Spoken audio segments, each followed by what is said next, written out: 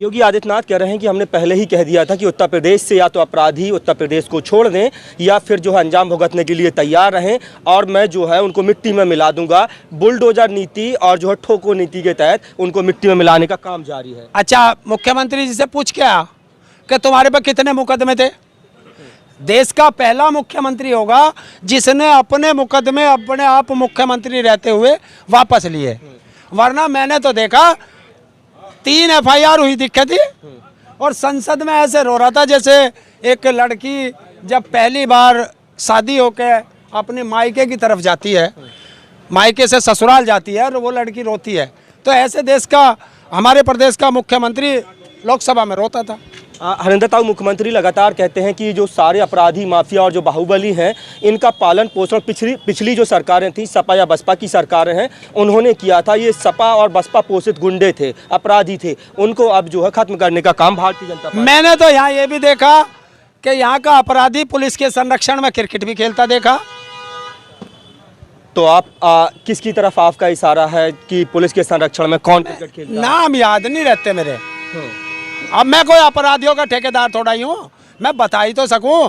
ये मुख्यमंत्री बताएगा कि पुलिस संरक्षण में उसके मुख्यमंत्री काल में कौन अपराधी क्रिकेट खेल रहा था, बता दे। लगातार समाजवादी पार्टी जातिगत जनगणना की बात कर रही है। जातिगत जनगणना को एक बड़ा मुद्दा और जो है अहम मुद्दा बनाया हुआ है। अखिलेश यादव खुद कह रहे हैं कि अगर हमारी सरकार बनती तो हम 1 महीने के अंदर जातिगत जनगणना कराते। अब बिहार पूरे देश का एक इकलौता ऐसा राज्य बन गया है जो 1931 के बाद अब जातिगत जनगणना कराने जा रहा है। समाजवादी पार्टी की क्या रूपरेखा है? पहले तो आप करेक्ट करें अपने आप को। अखिलेश ने कहा है कि 3 महीने में जातिगत जनगणना होगी, 1 महीना नहीं, 3 महीने। दूसरी चीज़, बिहार में जिस दिन से जातिगत जनगणना के लिए सवाल उठा है और वहाँ होनी शुरू हुई है, उस दिन से गुजराती दोनों शहंशाह और उसके वजीर की नींद हराम है। और वहाँ पहला रिजल्ट आ चुका है कि वहाँ ये हो गया है कि बिहार के अंदर कितनी जातियाँ हैं टोटल, वो आ चुकी हैं। और 30 अप्रैल के बाद वहाँ की जाति जनगणना पूरी हो जाएगी। और जैसे ही बिहार से जातीय जनगणना का रिजल्ट आउट होगा, देश में तहलका मचेगा। देखिए, अगर जातीय जनगणना नहीं होगी, आप बता देते हो कि भारत में शेर इतने हैं, उनकी गणना कर लोगे, चीते इतने हैं, गैंडे इतने हैं, हाथी इतने हैं, तो हमें भी तो पता चले कि इसमें इस जाति के इतने लोग हैं, इस जाति के इतने लोग हैं, इस जाति के इतने लोग हैं। और वही एक फार्मूला लगता है कि जिसकी जितनी संख्या भारी उसकी उतनी हिस्सेदारी। ताऊ, आपको नहीं लगता है कि जातीय जनगणना होगी तो जातीय जनगणना से जो है देश में जो है जातिवाद और ज़्यादा फैलेगा? अभी तो तुम बता रहे हो कि स्टूल मंत्री कह रहा था कि यादववाद और फलानावाद और ढिकड़ावाद। अभी तो तुम ही कह रहे थे। पत्रकार महोदय, एक तरफ रहो, सच के साथ रहो। वो तो उप मुख्यमंत्री का बयान है, वो हमने मतलब तो और ये किसका बयान है कि जातीय जनगणना से? क्यों भाई, अगर मैं जाट हूँ तो मुस्लिम हो, ये यादव है, ये ब्राह्मण है, ये चमार जाति में, तेली है, बड़ी है, कुमार है, नाई है, अगर ये पता चल गया तो इससे कौन सा राडबर्जी भाई? वे है नहीं, वे तो आज भी है।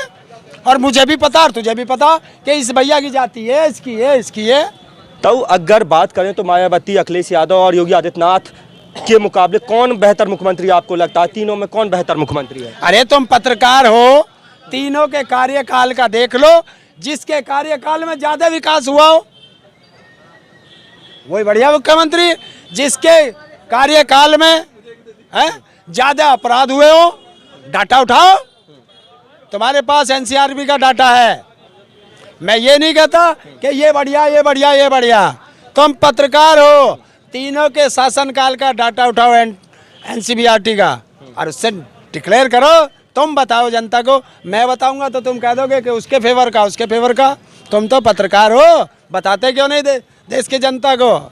देश का मेन स्ट्रीम मीडिया लगातार जो है भारतीय जनता पार्टी के बारे में जो दिखा रहा है और जो तमाम मेन स्ट्रीम मीडिया है उसको लेकर के हरिंदर ताऊ की क्या राय है? क्या सोचते हैं आप मेन स्ट्रीम मीडिया के? देखिए, तुम मेन स्ट्रीम मीडिया कहो जो, वो मीडिया बची नहीं है देश के अंदर। आज कर एडवर्टाइजमेंट प्राइवेट लिमिटेड कंपनी होगी, जो पैसा फेंकता है उसका एडवर्टाइज कर देते हैं। मोदी ने वे खरीद रखी है, तो वो बीजेपी प्राइवेट एडवर्टाइजमेंट कंपनी है, उसे मेन स्ट्रीम मीडिया कह के तुम मीडिया का बदनाम क्यों करते हो? हरिंदर ताऊ क्यों पहुंचे थे समाजवादी पार्टी कार्यालय और मुलाकात करने अखिलेश यादव से पहुंचे थे आप? मुलाकात हुई है? क्यों? अखिलेश यादव का ऑफिस लंदन में है जहाँ पासपोर्ट लगता हो। मैं क्यों नहीं जा सकता? मैं तो सबके पास जाता हूँ। योगी आदित्यनाथ के पास कब जाएंगे? 8 बार गया उसके भी। जब ना मिलता तो मैं क्या करूँ? दुनिया से झूठ बोल रहे हैं कि मैंने जो है वो लगा रखा जनता दरबार, और जनता दरबार में बैठे हैं गुलाम। अगर गुलाम सुनते तो अपने जिले में नहीं सुनते, भाई यहाँ कैसे सुन लेंगे? जब आप भाजपा आरएसएस मोदी योगी के खिलाफ बोलते हैं तो कैसे मिलेंगे वो आपसे? कि चोर को चोर कहना कोई गुनाह है? अगर चोर को चोर कहने का गुनाह है तो ये ताऊ तो जब तक जिएगा जब तक चोर को चोर कहेगा। और सुन, तुझे आज आखिरी बात बता देता हूँ, ये ताऊ जब बोलता है तो लखनऊ और दिल्ली का सिंहासन डोलता है। ताऊ, अंतिम सवाल रहेगा कि नगर निकाय का चुनाव है, उसके बाद लोकसभा का चुनाव है, और किस तरह की तैयारी रहेगी? और किसान जो है नरेश टिकैत से जब बातचीत की तो उन्होंने बताया कि जो गन्ना का जो भुगतान है वो नहीं हो पाया है, आलू की फसल जो है वो खराब हो गई है, तो किसानों का क्या रुख रहेगा 2024 के लोकसभा चुनाव को लेकर? अच्छा, तुम तो पत्रकार हो, मैं तुमसे पूछता हूँ, फसल बीमा कंपनी का कोई ऑफिस आप जानते हो क्या? जानते हो? पत्रकार हो भाई, इधर क्यों करिए जरा सा पत्रकार, मतलब जानते हो? अब आप ये बताओ कि जो फसल बीमा सरकार कह रही है, एक पत्रकार उसके ऑफिस को नहीं जानता तो एक गांव का किसान वो कैसे जानेगा? तो कहां से लेगा? किसान की सारी फसल, किसान की गेहूं, सरसों, आलू बर्बाद हो चुका है इस बारिश में, ओलों में। सरकार कहां है? किसान के गन्ने का पेमेंट नहीं है। जो इन्होंने 8-9 साल में मोदी ने वादे किए, जो 6 साल में योगी ने वादे किए, जरा एक वादा पूरा बता दो। आप खुद को किसान नेता मानते हैं कि सपा का नेता मानते हैं? मैं आज तक का रिकॉर्ड है, जब तक आप मेरे से बात कर रहे हैं, हिंदुस्तान की कोई राजनीतिक पार्टी का आज तक मैं सदस्य नहीं रहा। आप तमाम समाजवादी पार्टी की रैलियों में देखे जाते हैं, आप खुद अखिलेश यादव के साथ, आपकी तमाम तस्वीरें वायरल होती हैं, आप अखिलेश यादव के साथ मंच साझा करते हैं, आप सोफे पर बैठे होते हैं, ऐसी तमाम तस्वीरें जो है मेन स्ट्रीम मीडिया से लेकर के सोशल मीडिया पर वायरल होती हैं, और आप कहते हैं क्यों भाई? प्रदेश का मुख्यमंत्री रह चुका है और आज भी विपक्ष का नेता है, और आपको पता है कि मैं हैंडीकैप के लिए भी लड़ता हूँ, विकलांगों के लिए, तो मैं विकलांगों के लिए उनसे भी बात करता हूं, और मैं चाहता हूं उनके विधायकों से कुछ विकलांगों को दिलवा दूं। तो इसमें आपको दर्द क्यों हो रहा भाई? अगर मोदी योगी में इतनी हिम्मत है तो लागू करे ना जो उसने वादा किया था। उसने कहा था विकलांगों को 1500 रुपये पेंशन कर दूंगा, है? अगर इतना है तो दिल्ली में 2500, एक छोटा सा मुख्यमंत्री हवाई चप्पल वाला, वो हैंडीकैप को 2500 देता है और ये 1000 देता है। आरपीडी एक्ट 2016 इसे मोदी नहीं बनाया था, उसे लागू कर दे। आज तुम दे नहीं सकते, दूसरों से हम ले नहीं सकते, तो कह दो हम तो पाकिस्तान से आए या अमेरिका से आए या लंदन से आए। ताऊ, बसपा सुप्रीमो मायावती एक बात कह रही हैं, कह रही हैं कि 2 जून 1995 को अगर गेस्ट हाउस कांड ना हुआ होता तो सपा और बसपा का जो गठबंधन है वो पूरे देश पर राज करता। देखिए, एक चीज़ है, मायावती जी को एक चीज़ सोच लेनी चाहिए कि हाँ, मेरा और आपका झगड़ा हुआ, लेकिन जब मैं और आप एक मंच पे दोनों साथ आकर के बैठ गए बाद में, तो वो झगड़ा उसी दिन खत्म हो गया था। जिस दिन मायावती जी अखिलेश के साथ और नेताजी के साथ मंच पर आ गई थी, गेस्ट हाउस कांड उसी दिन समाप्त हो चुका था। अब बार बार उसे क्यों नोच रहे हो? खिस्चानी बिल्ली खंबा नोचे, तो ऐसा उनको नहीं करना चाहिए। वो राजनीतिक है, जनता भी समझती है।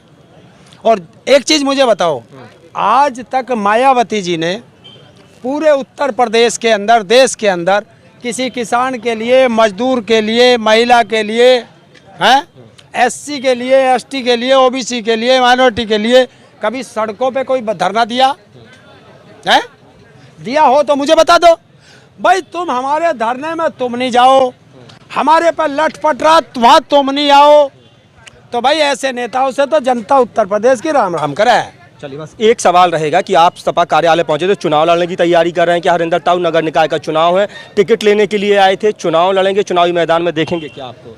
देखिए, मैं चुनाव नहीं लड़ता। जब मैं किसी राजनीतिक पार्टी का सदस्य नहीं, तो मुझे टिकट कौन दे देगा भाई? कौन दे देगा? जेब में चवन्नी नहीं। चुनाव में पैसा लगता है, सच्चाई है। मैं किसी अपने पर्सनल काम से लखनऊ आया था। आज जब आया हूँ तो मिल लेता हूँ। और ये अखिलेश जी का धन्यवाद है कि आज 1.5 साल से मेरी 1.5 साल से ज़्यादा से मुलाकात है। और जब भी मैं उनसे मिलने आया, वो चाहे कितने बिजी रहे, चाहे चुनाव के दौरान रहे, और सिर्फ उनको पता चल जाना चाहिए कि ताऊ आया है, तो अपने कीमती समय में से वो चाहे 1 मिनट निकाले, चाहे 10 मिनट निकाले, चाहे वो 5.25 घंटे जो पहली मुलाकात थी, मुझे वो भी याद है, वो निकाले, वो मिलते हैं। और प्रदेश का एक पूर्व मुख्यमंत्री, समाजवादी पार्टी का राष्ट्रीय अध्यक्ष और विपक्ष का वर्तमान में नेता जब एक मेरे जैसे छोटे किसान के बेटे से मिलता है तो हर व्यक्ति का सीना चौड़ा हो जाता है। अब एक सवाल रहेगा कि लगातार कहा जा रहा है कि जो मुलायम सिंह जी का, स्वर्गीय सपा संरक्षक नेताजी मुलायम सिंह का अधूरा सपना था प्रधानमंत्री बनने का, कहा जा रहा है कि उनका जो सपना है 2024 में अखिलेश यादव पीएम मटेरियल के तौर पर देखे जा रहे हैं। और ऐसा संभव लग रहा है आपको, हो सकता है कि नेताजी का अधूरा सपना अखिलेश जी पूरा कर सकते हैं? देखिए, कोई भी चीज़ असंभव देश के अंदर नहीं है। अगर उत्तर प्रदेश की जनता चाहेगी कि अखिलेश 2024 का मुख्यमंत्री बने, तो उत्तर प्रदेश की जनता को 80 सीट, 70 से 80 सीट वो लोकसभा की दे दो, तो उत्तर प्रदेश का मुख्यमंत्री अखिलेश ही बन जाएगा। वो प्रधानमंत्री उत्तर प्रदेश से अखिलेश बन जाएगा। तो देने तो वोट तो जनता को देनी है। जनता अगर चाहेगी तो अखिलेश देश के हर उस पद पर सुशोभित हो सकता है जिस पे जनता चाहे। चलिए, बहुत बहुत शुक्रिया हमसे बातचीत करने के लिए। तो ये थे हमारे साथ किसान नेता, फायर ब्रांड किसान नेता, तेज तर्रार किसान नेता हरिंदर ताऊ, जिन्होंने हमारे तमाम सवालों के जवाब पूरी बेबाकी के साथ दिए हैं और कह रहे हैं कि अगर 70 से 80 सीटें जो उत्तर प्रदेश का है, अगर उत्तर प्रदेश में समाजवादी पार्टी ज़्यादा से ज़्यादा सीटें जीतने में कामयाब होती है तो अखिलेश यादव जरूर जो है देश के प्रधानमंत्री बन सकते हैं। हालांकि आप लोगों की क्या राय है, कमेंट बॉक्स में अपनी राय देना ना भूलें। अपने साथी कैमरा पर्सन, मैं एक चीज़ कह रहा हूँ, जो है मैं इस परिवार से क्यों ज़्यादा लगाव रखता हूँ कि नेताजी को सब नेताजी कहते हैं। सुभाष चंद्र बोस के बाद एक साथ दुनिया का पहला व्यक्ति, दूसरा व्यक्ति यही है जिनको देश की जनता नेताजी के नाम से जानती है। दूसरी चीज़ मैं इसलिए पसंद ज़्यादा करता हूँ कि वो चौधरी चरण सिंह के शिष्य थे और शायद दुनिया का पहला व्यक्ति है जिसे धरती पुत्र के नाम से जाना जाता है। और धरती पुत्र को धरती के पुत्र याद नहीं करेंगे तो कौन याद करेगा। और इनमें थोड़ा सा उनका झलक लगती है, जैसा नेताजी प्यार करते थे ऐसा ये भी करता है, तो अच्छा लगता है। बहुत बहुत शुक्रिया। अपने साथी कैमरा पर्सन नाजिर अंसारी के साथ रान मंसूरी की रिपोर्ट। नमस्ते।